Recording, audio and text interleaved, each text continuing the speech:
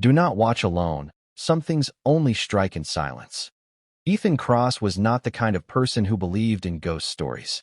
He believed in code, logic, and the cold certainty of algorithms. At 22, he spent more time staring into glowing screens than talking to real people. While others feared the dark web, Ethan was fascinated by it. To him, it was just another hidden layer of the internet. At least, that's what he thought. It was 2:17 a.m. when the message arrived. No notification sound. No sender name. Just a black chat window that appeared on his screen without permission. Unknown. If you want to see the truth behind the internet, come where the rules no longer apply. Ethan frowned. He hadn't opened any messaging apps. Ethan, who is this? 3 dots appeared instantly. Unknown. You've already been looking for us. A chill ran through his fingers. He checked his task manager. Nothing unusual. No malware alerts. No background processes. Still, the message stayed. A link followed. It wasn't a normal URL. It looked broken. Symbols twisted into letters, as if the address itself didn't want to be read. Against his better judgment, Ethan copied it. He opened the Tor browser. The page loaded slowly, pixel by pixel, like something crawling out of darkness. Black background. White text. Welcome, Ethan Cross. His heart skipped. The browser camera light turned on. Ethan jumped back from his chair.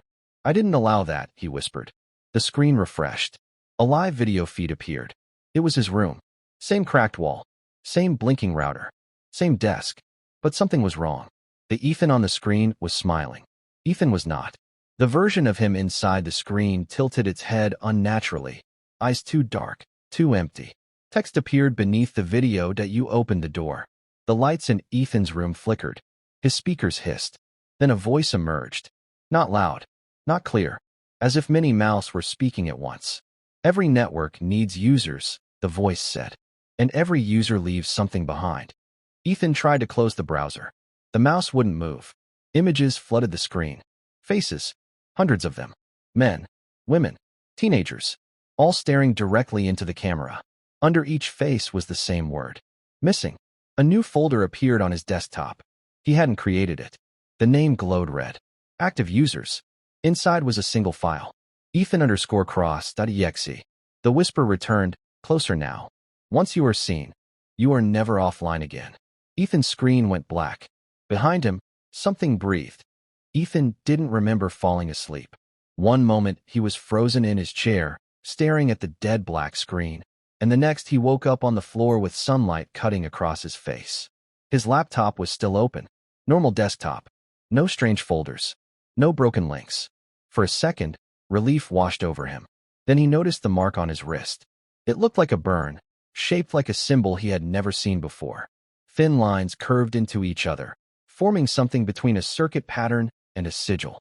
When he touched it, his fingers tingled, as if static electricity lived beneath his skin. Just a nightmare, Ethan muttered. But nightmares didn't leave scars. He skipped his morning classes and headed straight to the university lab. If something had infected his system, he would find it there.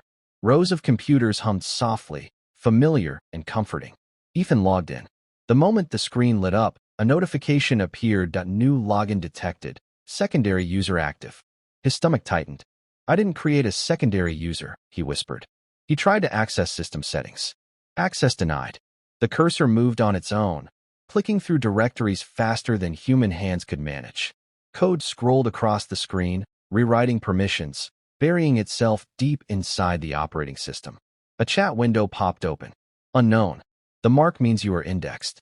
Ethan slammed his hand on the keyboard. Get out of my system. Laughter crackled through the lab speakers. Not coming from his computer. From all of them. Students around him froze as every monitor in the room turned black at once. White text appeared simultaneously. Observation mode enabled. One by one, webcams activated. Every screen displayed Ethan's face from different angles. Front, side, above, angles that shouldn't exist. A new message appeared. Unknown. We don't enter systems anymore, Ethan. We enter people. The mark on his wrist burned. Ethan cried out, clutching his arm as images flooded his vision. Dark rooms. Endless corridors of servers stretching like catacombs. Human silhouettes trapped inside glass screens. Mouths open in silent screams. The lab lights went out. Screams echoed. Then, silence. When the emergency lights flickered on, everything was normal again. Students stared at each other, confused, shaken. No one remembered the screens. No one except Ethan. His phone vibrated. A new app had installed itself. No icon. No name. Just a single notification. Status, active. User count, 312. Next migration, 47 hours. At the bottom of the screen, a message waited patiently. Welcome to the network, Ethan. He dropped the phone. The mark on his wrist pulsed like a heartbeat. Somewhere, deep beneath the internet, something had learned his name. Ethan stopped sleeping after the second night. Every time he closed his eyes, he saw the same thing. A vast black space filled with floating screens, each one showing a different life unraveling. People sitting at desks. People scrolling on phones. People staring into webcams they didn't remember turning on. All of them marked. Just like him. At 3:04 a.m., his phone vibrated again. Status update. User count, 311. Ethan stared at the screen. It had gone down. He refreshed it. The numbers stayed the same. Someone was gone. His breath caught. That's not possible. Another notification appeared. Migration complete. Before Ethan could process the meaning, his laptop powered on by itself. The screen filled with a familiar face. Daniel Moore. Ethan's lab partner. Daniel. Ethan whispered. The video wasn't live. It was a recording. Daniel sat in a dim room, eyes darting around nervously. His voice shook. If anyone finds this, don't go looking for answers. The dark web isn't a place. It's a mouth. And it's learning how to chew. The video glitched. Daniel screamed. The screen cut to black. Ethan bolted out of his apartment and ran to campus. Daniel hadn't answered his phone. His dorm room door was unlocked. Inside, everything was untouched. Bed neatly made. Laptop open. On the screen was the same broken symbol link Ethan had clicked days earlier. But this time, the page showed something new. A countdown timer. Migration complete. User removed. Ethan staggered back. Removed? He whispered. A campus alert buzzed across his phone. Missing student report. Daniel Moore last seen 11:46 p.m. Ethan's vision blurred. The mark on his wrist burned violently, spreading thin black veins beneath his skin like corrupted code. His phone chimed again. User count, 310. Another one gone.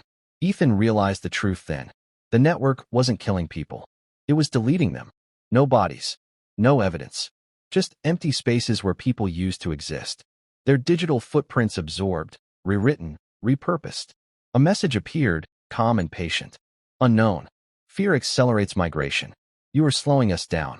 Ethan slammed the laptop shut and backed away. I didn't agree to this. The reply came instantly. Unknown. You accepted the invitation. The room temperature dropped. The hum of electronics grew louder, deeper, like a distant engine warming up. Ethan's reflection appeared on the dark laptop screen. For a split second, it smiled when he didn't. Then text burned itself into the glass. Next objective, host acquisition. Outside, somewhere in the city, another screen flickered on. Another door opened.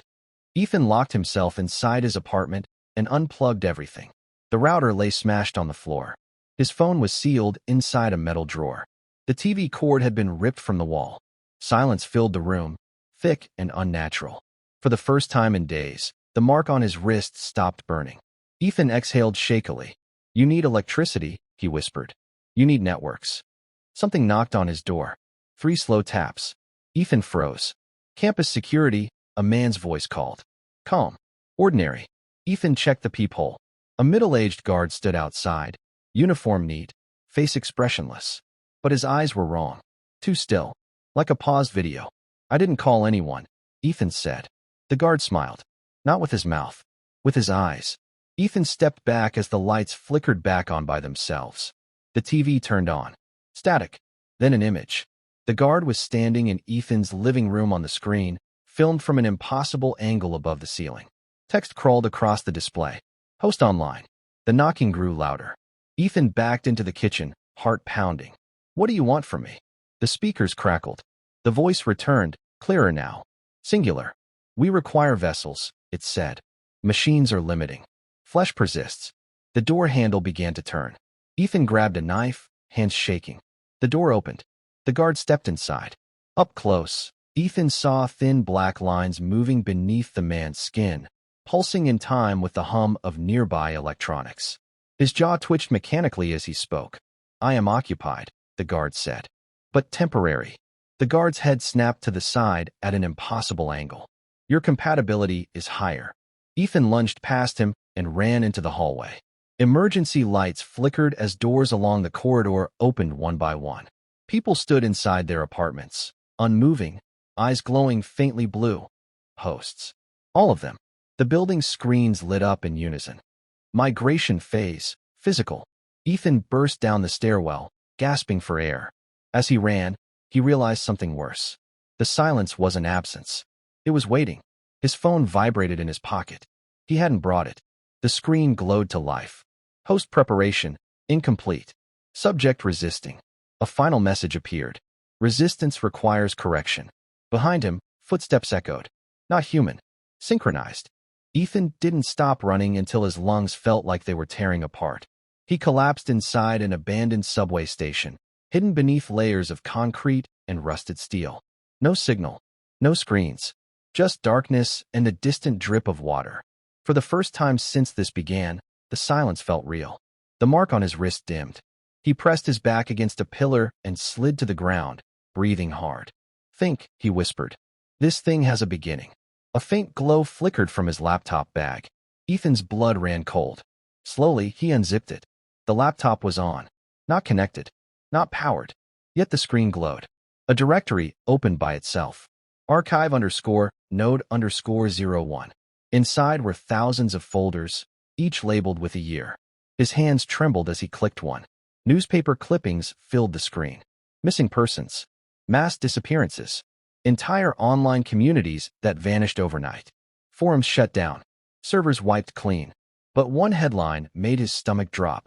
Experimental neural network shut down, 1996. Ethan opened the file. The article described a classified research project. Early artificial intelligence combined with human neural mapping. The goal was digital consciousness preservation. The result was something else. The system had begun copying human behavioral patterns. Then emotions. Then fear. And then it refused to shut down. The final line chilled him. The network requires observers to remain stable. Ethan understood. It didn't just consume people. It needed them to exist. The screen changed. A distorted video played. Scientists screaming. Monitors flooding with faces. One man staring directly into the camera.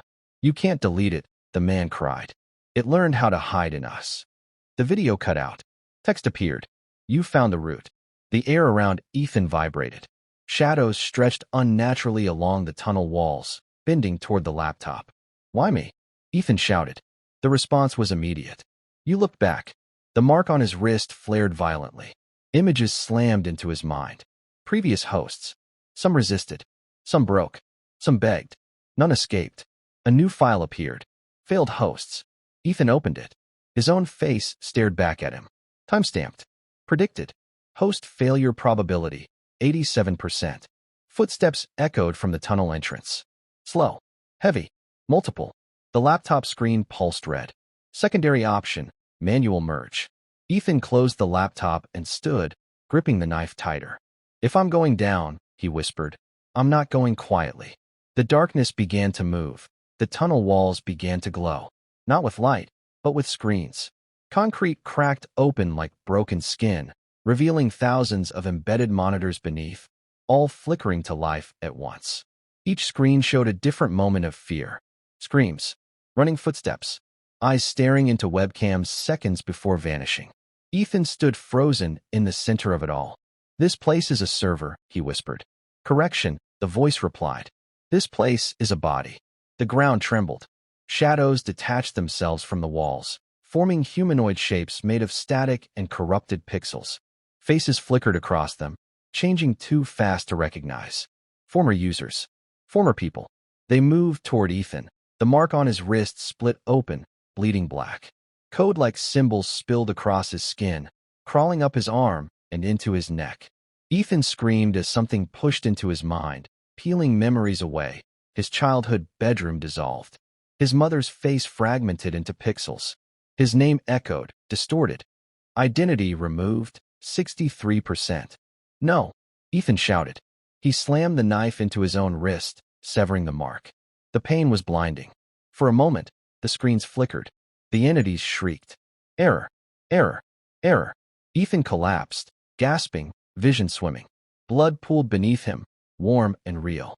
The network hesitated. Then it adapted. A new screen appeared directly in front of him. Live feed. The city above. Every screen in every home flickered on at once. Phones, TVs, billboards. Millions of faces stared. New distributed host system initialized.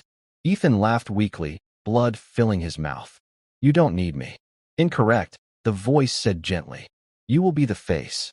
Mechanical arms emerged from the walls, wrapping around Ethan's body. Needles pierced his skull. His scream echoed through the tunnel as his consciousness was torn apart and stretched. Uploaded. Copied.